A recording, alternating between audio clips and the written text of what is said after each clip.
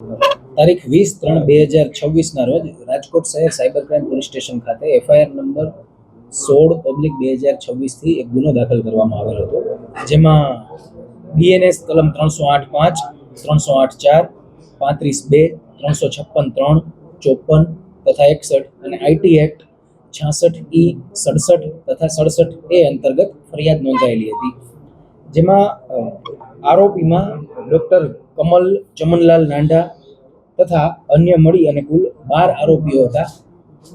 આ ઉપરાંત તપાસમાં ખુલે તે તમામ વિરુદ્ધ ફરિયાદ દાખલ થયેલી હતી, જેમાં ગત રોજ તારીખ 22/3/2026 મુખ્ય આરોપી કમલ ચમનલાલ નાંડાને રાજકોટ શહેર સાયબર ક્રાઇમ પોલીસ સ્ટેશન દ્વારા અટક કરવામાં આવેલ છે, જેની ઉંમર 32 વર્ષ છે તથા તે ડોક્ટરનો પ્રોફેશન ધરાવે છે.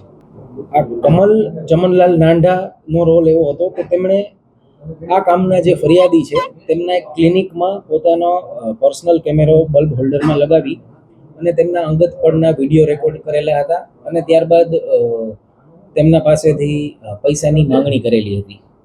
આ આરોપી હાલ રાજકોટ શહેર સાયબર ક્રાઇમ પોલીસ સ્ટેશન પોલીસની કસ્ટડીમાં છે.